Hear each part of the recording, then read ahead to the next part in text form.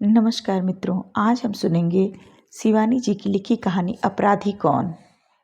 शिवानी नारी जीवन व उसके मन की परतों को गहराई से उद्घाटित करने वाली विषय वस्तु के कारण हिंदी की महिला कथाकारों में अपना विशिष्ट स्थान रखती हैं। तो आइए सुनते हैं उनकी कहानी अपराधी कौन। अमला बार बार बाहर आती और अपने सजे बंगले की अनूठी सज्जा देखकर स्वयं ही मुग्ध हो जाती। रंगीन नीली मध्यम रोशनी के लट्टू पेड़ की हर पत्ती पर जुगनू बने चमक रहे थे। सामियाने की रंगीन छाह में कई सोफे और कुर्सियां मंडलाकार घेरे में रखे श्याम बिहारी एक साथ कई निर्देश देते किसी कुशल बैंड मास्टर की भांति हवा में दोनों हाथ उठा उठा कर गिरा रहे थे। अमला को पति की हैंडबैग देखकर हंसी आ गई। एक तो वैसे ही सामान्य सी घटना से उत्तेजित हो उठते थे, उस पर आज पहली पुत्री का विवाह था। वह पति से कहीं अधिक मात्रा में आश्वस्त हो बारात की प्रतीक्षा कर रही थी। आखिर घबराती भी क्यों, सब कुछ दे तो रही थी कनक को। फ्रिज, रेडियोग्राम, फीट और एक तगड़ा सा चेक। बीसियों भूखी शेरनी सी माताओं के मुख से वह अपने भावी जामाता का पुष्टग्रास लुभावने दहेज के बूते ही तो छीन पाई थी। उसकी कनक सांवली थी, पर इस युग में क्या जमाता भावी पत्नी का रंग देखता है? उसे तो अब भावी ससुर के ओहदे का रंग ही अधिक आकर्षित करता है। जहाँ तक इसका प्रश्न था, श्याम बिहारी अपने ओहदे के चोखे रंग से किसी भी सुपात्र को चुंबक की भांति खींच सकते थे। एक तो वे कमिश्नर थे, उस पर ICS। हम ICS अब रीवा के अलभ्य सफ़ेद शेरों की भांति अपनी वंश वृद्धि की क्षीण संभावनाओं के कारण अनमेल हो उठे हैं। वे प्रायः ही हंसकर अमला से कहते रहते। आज तो उन्हें बात करने की भी फुर्सत नहीं थी। सुबह से जनवासे का ही प्रबंध देख रहे थे। नाव, तंबोली, धोबी सबके तंबू तन चुके थे और तीनों किसी अंतर्राष्ट्रीय प्रदर्शनी के किसी विभिन्न स्टॉल में खड़े अधिकारियों की ही तत्परता से मुस्कुराते खड़े थे। यह भी इस अनोखी युग का एक अनोखा रिवाज चल पड़ा था। आएंगे छैला बाराती बनकर, पर दर्जनों घड़े से निकाले गए सूट इस्त्री करवाने कन्या के पिता से ही यहाँ ही लाएंगे। जिसे देखो वही हजामत बनवाने बैठ जाएगा, चाहे घराती हो या बाराती। मुफ्त का चंदन घिस मेरे नंदन, इसी को कहते हैं। कहीं बारातियों के आने के पहले ही सब पान निगोड़े घर ही के मेहमान न चर डालें। अमला मन ही मन भुनभुना रही थी। एक तो घर के मेहमानों ने 4 दिनों से उसका पटरा बैठा दिया था। 5 दर्जन तो बच्चे ही भिनभिना रहे थे। उस पर देवरानी, जेठानी और चचेरी ममेरी नंदों के नखरे देख उसका खून खौल रहा था। इसी से भागकर बाहर आ गई थी। बरेली वाली ममिया सास को लहसुन प्याज की बदबू से दिल के दौरे पड़ने लगते थे। उनका कमरा अलग करके उठी ही थी कि 2 चचेरी नंदों में बच्चों को लेकर भयानक युद्ध छिड़ गया था। दोनों सगी बहनें थीं, पर आज आमने सामने तनी रणचंडी ही बन गई थीं। उन्हें छुड़ाकर अलग किया तो उनकी स्विस भाभी एक ही पेटीकोट और बिना बाहों का ब्लाउज पहने अर्धनग्नावस्था में अर्दली चपरासियों के सामने ही उससे साड़ी पहना देने का अनुरोध करने आधम की। पिछले माह उसका छोटा भाई विदेश से एक लंब तगड़ी ब्याह लाया था। क्या करती बेचारी अमला? भाई को बुलाती और भाभी को कैसे छोड़ देती? उसकी ताड़ सी देह में साड़ी लपेटना आकाश में चंदोआ टाकना था। साड़ी पहनाते ही वह चटपट बाहर निकल आई थी। बारात भी तो आती ही होगी। उसने घड़ी देखी, अभी देर थी। पर बारात के आने से भी अधिक चिंता उसे एक और व्यक्ति के आने की थी, और वह थी उसकी फ्रांस प्रवासिनी ननद मीना, जो पूरे 20 बरस बाद मायके लौट रही थी। कभी यह ननद उसकी प्राण प्रिय सखी थी। वही उसे सिर आंखों पर बिठाकर इस गृह में लाई थी। उसकी सास ने तो दूसरी लड़की पसंद की थी। कुछ दिनों तक दोनों की मैत्री मोहल्ले भर की स्त्रियों के हृदयों में विष घोलती रही। दोनों एक से कपड़े पहनती, हंसती, खिलखिलाती, एक दूसरे की बाहों में लिए फिरती। फिर जैसा प्रायः ऐसी प्रगाढ़ मैत्री का अंत होता है, वैसा ही हुआ। अचानक दोनों में ऐसी ठनकी कि आंखों ही आंखों में नंगी तलवारें लपलपाने लगी, और 2 टूटे हृदयों की दरार मीना की विदाई तक नहीं जुड़ी। झगड़े का सूत्रपात हुआ था आभूषणों को लेकर। मीना की विधवा माँ का पूरा गहना एक सामान्य सी पोटली में बंधा काठ के बक्स में पड़ा रहता। कई बार पुत्र के समझाने पर भी वे बैंक में रखने को राजी नहीं हुई। तो खींचकर श्याम बिहारी ने कहना ही छोड़ दिया। पर इधर उनका अधिकांश समय तीर्थ यात्रा में ही निकलने लगा था और वे एक एक करके अपने आभूषण कभी बद्रीनाथ चढ़ा आती तो कभी रामेश्वरम। एक दिन अमला और मीना ने मंत्रणा की, जैसे भी हो अम्मा के इस धार्मिक औदार्य के सैलाब को बांधना ही होगा। अम्मा जी, अब मीना की सगाई हो गई है, आप ऐसे गहने मत लुटाइए, अमला ने एक दिन सास को टोक दिया। हाँ अम्मा, आज फैसला कर ही दो, क्या मुझे दोगी और क्या भाभी को। मुंह लगी मीना ने दोनों बाहें अम्मा के गले में डाल दीं। कहीं ऐसा न हो कि कभी इसी करमजली पोटली के पीछे हम दोनों लड़ पड़ें। अमला हो कर हंस उठी थी। तब तक दोनों ननद भाभी अटूट मैत्री के इस रस सागर में अकंठ डूबी हुई थीं। इसी से कलह की काल्पनिक संभावनाओं का प्रसंग भी हास्यास्पद लग उठा था। ला मरी, निकाल ला पोटली, आज ही बांट दूं, झगड़ा निपटा दूं। अम्मा ने चाबी का गुच्छा हंसकर पटक दिया था और मीना चटपट पोटली निकाल लाई। उफ, कैसे भारी भारी गहने थे। टोंक, मगर, अनंतपुरी, जयपुरी, झूमर, रामपुरी, मछलियाँ, चंद्रहार, बेसर और कुंदन की पहुँची। मीना के नाना सिविल सर्जन थे, अम्मा इकलौती पुत्री थी, इसी से नाना ने गहनों से लाद दिया था। सबसे विलक्षण आभूषण था एक लंबी नीली मखमली डिबिया में बंद नागिन के आकार की लचकती करधनी। उसका जालीदार नक्काशी पहले भी कई बार ननद भाभी को झुमा चुकी थी, पर तब ईर्ष्या का सरफन फैलाकर दोनों में से एक को भी ढसने को तैयार न था। आज दोनों के कलेजे एक साथ धड़क उठे। पता नहीं अम्मा करधनी किसे देंगी, मीना सोच रही थी। तो अम्मा की इकलौती बिटिया हूँ, करधनी मुझे ही देंगी। अमला सोच रही थी, कितने अरमानों की बहू हूँ मैं, करधनी हो न हो मेरे ही हिस्से में आएगी। अम्मा की ख्याली हंडिया में उधर उबाल पर उबाल आ रहे थे। सब गहना मन ही मन बांट चुकी थी, पर दोनों की तृष्णा के प्राण उनकी करधनी पर ही अटके थे। वे जान गई थीं, बेटी तो पराया धन है, कल परसों ब्याह होगा तो पराई हो जाएगी। जिंदगी तो उसे बहू के साथ ही काटनी थी। फिर करधनी भी साधारण नहीं थी। कैसी लपलपाती जीभ थी नागिन की, आंखों में जगमगाती दो हीरों की कनियां जड़ी थीं। उस पर चमत्कारी करधनी का एक और आकर्षण था। एक पेंच घुमाते ही वह अपनी केचुली छोड़ देती थी, जो क्षण भर में सिमटकर बाईं ओर चाबी का गुच्छा बनकर लटक जाती थी। अम्मा कहा करती थी, जब करधनी बनकर आई तो उसे देखने लाट साहब की मेम भी आई थी। वही करधनी आज किस भाग्यशालिनी को मिलेगी। अम्मा ने एक एक कर गहनों की दो ढेरियां बना दी। टोंक, बेसर, चंद्रहार अमला का, कंकड़, झूमर, सतलड़ी मीना की, राजस्थानी बोरला, अटर बटर आया अमला की ढेरी में, कुंदन की चंपाकली, उड़ीसा की कटकी, सोने की कंघी मीना की। दोनों ढेरियां ऐसी न्यायपूर्ण सूझबूझ का प्रतीक थी कि किसी भी घट बढ़ का प्रश्न ही नहीं उठता था। अकेली करधनी बच गई। मीना अचानक मचल गई, अम्मा चाहे हमारी ढेरी के 2-3 गहने भाभी की ढेरी में डाल दो, पर हम तो करधनी ही लेंगी। उसने करधनी सचमुच उठा ली। सास ने बहू की गंभीर मुखमुद्रा देखी तो बड़े चातुर्य से बिगड़ती स्थिति संभाल ली। अच्छा अच्छा, देखा जाएगा, अभी तो तू दोनों पोटलियां बक्से में डाल दे, करधनी अलग रख दी है मैंने, पुर्जी डाल दे, क्यों है न बहू। पर अम्मा जी, पुर्जी के पहले ही नियति की पुर्जी पड़ गई। मीना के विवाह की तिथि निश्चित हुई तो गहने झलवाने सुनार बुलाया गया। दोनों पोटलियों के गहने ज्यों के त्यों धरे थे, अकेली करधनी ही नहीं थी। अम्मा तो पागल सी हो गई थी। एक तो शुभ कार्य के पहले सोना खो गया था, महा अपशकुन, उस पर उनका सबसे प्रिय आभूषण। अम्मा ऐसा फूट फूट कर बाबूजी की मृत्यु पर भी नहीं रोई थीं। पर यह कैसे हो गया। चाबी तो निरंतर उन्हीं के पास रहती थी, कभी कभी बहू मांग लेती और कभी बिटिया। शीशम का वह बक्सा उन्हीं के कमरे में धरा रहता था। वे दिन रात उसी कोठरी में खजाने के पर सर्प की भांति कुंडली मार कर बैठी रहती। भोली अम्मा भागती भागती भृगु संहिता के पंडित जी के पास भी गई थीं। खोई वस्तु का चोर घर में ही है, पर मिलेगा 20 साल में। भाड़ में जाए करधनी। मीना के आंसू टपकने लगे थे। 20 वर्ष तक क्या उसकी कमर ऐसी ही लचकीली रह जाएगी। क्या करेगी करधनी का जब कमर ही नहीं रहेगी। फिर बेचारी रिक्त कमर लेकर ही ससुराल चली गई थी।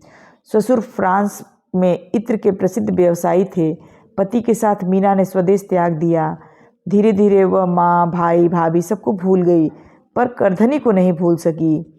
इतना वह खूब समझती थी कि चतुरा नटिनी सी भाभी की फुर्तीली उंगलियों ने ही भोली अम्मा की चाबी तिड़ी कर रात ही रात में करधनी गायब कर दी थी। आज पूरे 20 वर्ष पश्चात वह भाई का पत्र पाकर स्वदेश लौट रही थी। अम्मा अब नहीं रही, पर फिर भी मायका मायका ही था। भैया को देखा तो वह रही सही पूर्व शत्रुता भी बिसर गई। भैया ने मूछें रख ली थीं, कनपटी के बाल सफ़ेद हो गए थे और क्षण भर को उसे लगा जैसे बाबूजी हंसते खड़े हो गए हैं। और मौसी कितना बूढ़ा गई थी। मौसी सामने के 2 दांत टूट गए थे, ठीक जैसे अम्मा की पोपली हंसी का नक्शा फिर से उतार कर रख दिया था विधाता ने। वह तो आंसू ही नहीं रोक पाई। क्यों री मुनिया, दामाद को नहीं लाई? मौसी ने पूछा। अरे मौसी, उन्हें क्या अपने कारोबार से फुर्सत रहती है? उसने बड़े गर्व से कहा और भाभी की ओर बाहें फैला दी। उनकी तन्वी भाभी बेहद फूल गई थी। करधनी धरी भी होगी तो इस विराट परिधि को कहाँ घेर पाएगी? उसे मन ही मन गहरा संतोष हो गया। उसकी कमर तो अभी भी विदेशी कॉर्सेट के बंधन में कसी उसकी कौमार्यावस्था का 21 इंची घेरा निभा रही थी। तुम तो मीना वैसी की वैसी ही धरी हो। भाभी का कंठस्वर भी शरीर के साथ साथ मांसल हो उठा था। भतीजी कहाँ है मेरी? मीना ने बड़े लाड से पूछा था और भाभी ने एक सांवली सी लड़की को उसकी ओर ठेल दिया। मीना ने भतीजी का माथा चूमकर कहा, मेरी दिव्या से 1.25 महीने बड़ी है तू। उसे क्यों नहीं लाई बुआ? भतीजी ने पूछा। उसे अपनी दुकान सौंप आई हूँ रानी। एक दिन भी बंद रहती है तो लाखों का नुकसान हो जाता है। क्रिसमस आ रहा है। बुआ ने दर्पपूर्ण उक्ति से महिला वृंद को घायल किया और धम्म से कुर्सी पर बैठ गई।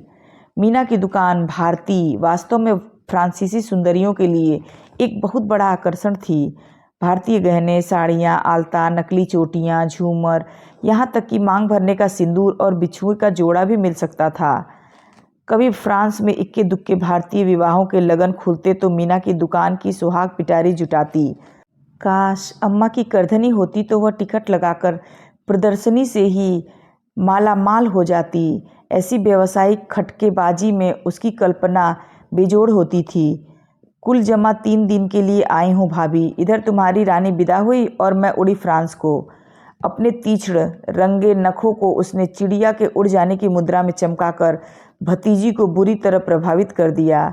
जयमाल का समय हुआ तो अतिथियों की दृष्टि सलोनी दुल्हन के चेहरे पर टिकने की बजाय उसकी प्रौढ़ा बुआ की सांवली गर्दन पर जम गई।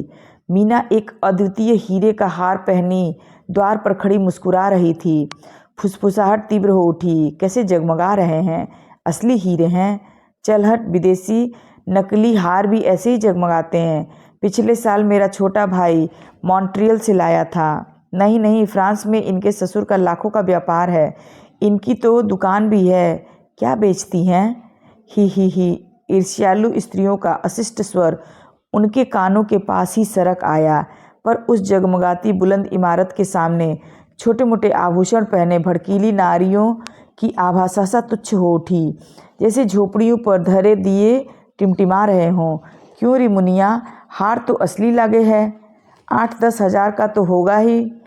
मौसी ने बड़ी ललक से हार के लोलक को हाथों में ले लिया। 80 हज़ार का है मौसी, मीना ने कुछ ऊंचे ही स्वर में कहा। अपने दामी आभूषण का मूल्य बताने में क्या कभी नारी चूकती है? फिर तो दूल्हे को देख ही कौन रहा था। आंखों ही आंखों में हार की आलोचना चल रही थी। कहा था ना मैंने, 80 हज़ार का है। ओह, सूरत तो 125 की भी नहीं, पर एक एक कर झोपड़ियों के टिमटिमाते हुए दिए बुझ गए। उस पर गृह स्वामिनी भी अतिथियों को रोकने के मूड में नहीं थी। मीना ने भी भाभी के तुच्छ स्वभाव को परख लिया था। उसने जाने का प्रसंग उठाया तो अमला ने औपचारिक स्नेह की सामान्य दलीलें दी, फिर मान गई। बाजार से तुम्हारे लिए मेवे और ताज़ी मिठाई लेती आऊँ, कह वह झोला लेकर चली गई। तो मीना विवाह के बब्बड़ के बाद पहली बार घर में अकेली रह गई। जाने के पहले मायके की ममता और घनेरी हो आई। घूम घाम कर वह अम्मा का बचा खुचा सामान देख रही थी और स्मृतियों के पट खुलते जा रहे थे। बाबूजी की आराम कुर्सी, अम्मा का पीढ़ा, उसका बोर्डिंग का सहचर काला स्टील का बक्स। सहसा वह ठिठक गई। शीशम का वह बक्स जिसके अभेद्य ताले को बिना खोले ही किसी गुस्सल हुडनी ने करधनी गायब कर दी थी। बड़े लाड से उसने ताले को हाथ में लिया और न जाने किस ममता के अदृश्य स्पर्श से ताला खट से खुल गया। शायद बाजार जाने की हड़बड़ी में भाभी ठीक से बंद नहीं कर पाई थी। देखूं भाभी इसमें अब क्या रखती है। मीना ने दोनों हाथों से भारी ढकना उठाया, पर क्या केवल इसी कौतूहल ने उसे प्रेरित किया? पुराना किनारी गोटा, टूटे प्लग और अम्मा की फुलवारी दुपट्टा, कैसी प्यारी प्यारी कस्तूरी की सी महक थी। अम्मा ठीक रहती थी तो देह परिमल की सी परिचित लपट। बड़े लाड से भावुकता के आवेश में उसने दुपट्टे को गालों से लगाने को उठाया तो एक भारी सी पोटली भी उसके साथ उठ आई। उसका कलेजा उछलकर बाहर आ गया। वही चमक दमक और वे ही चमकती आंखें, अनुभवी हाथों के अनुभूत स्पर्श से पेच घुमाया। क्षण भर में सरपीड़ी की केंचुल चाबी का गुच्छा बनकर लटक गई। कुछ देर तक वह सोचती रही, फिर एक तड़प से करधनी लेकर उठ गई। काठ का बक्सा फिर ज्यों का त्यों ताला लटकाए निर्जीव बन गया। भाभी लौटी तो मीना अपनी साड़ियाँ तह कर रही थी। भोले चेहरे पर एक सिकन भी तो नहीं उभरी। हाय मीना, तुमने अभी से सामान बांध लिया? अमला ने पूछा और हाथ का बैग जमीन पर पटक ननद के गले में बाहें डाली धम से वहीं बैठ गई। हाय मत जाओ मीना, इतने सालों में तो लौटी हो, वह रुआसे स्वर में बोली। मन ही मन वह जानती थी कि ननद का एयर पैसेज भी बुक हो गया है और वह रुक नहीं सकती।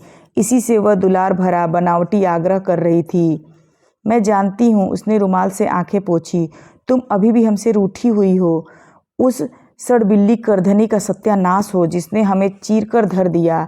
तुम्हारे भैया की कसम खाकर कहती हूँ मीना, मैंने उस हरामखोर महाराजिन को रात के 2 बजे अम्मा के कमरे से निकलते अपनी आंखों से देखा था। सच भाभी? मीना ने बड़ा आनंद से पूछा। सांप का पैर आखिर सांप ही पहचानता है, फिर तुमने पकड़ क्यों नहीं लिया बज्जात को? हाय मेरा कलेजा तो तुम जानती हो एकदम पिद्दी का है। सोचा एक तो अम्मा के गोने में महाराजिन आई थी, उतना मानती थी अम्मा, कहीं करधनी नहीं निकली तब। भाभी के चेहरे पर ऐसा बचपना खेलने लगा जैसे दूध के दांत भी न टूटे हों। हाय रे मेरी पिद्दी। मीना ने बड़े लाड से भाभी को बाहु पास में कस लिया। अब खबरदार जो उस करधनी का नाम लिया, मुझसे बुरी कोई नहीं होगी। हाँ सामान बांध लूँ, फिर रात को खूब आराम से बातें करेंगे। करधनी सबसे नीचे धरी फ्रेंच शिफॉन की साड़ी के नीचे हीरो के हार के साथ कुंडली मारे पड़ी थी। उस रात को 12 बजे तक ननद भाभी बतियाती रहीं। हार सहेज कर रख लिया न मीना? कहीं बटुए में ही धर कर तो कहीं नहीं भूल गई? बड़ी लापरवाह हो तुम, भाभी ने पूछा तो मीना अंधेरे में मुंह फेर कर मुस्कुरा ली। हाँ भाभी, वह तो मैंने कल ही सूटकेस में बंद कर लिया था। मैं तो आज तुम्हारे ही साथ सोऊंगी, पता नहीं फिर कब मिलना हो। वह कूद कर मीना के साथ लिपट गई। सुबह उठी तो भाभी उठकर उसके साथ धरी जाने वाली पकवानों की टोकरी सजा रही थी।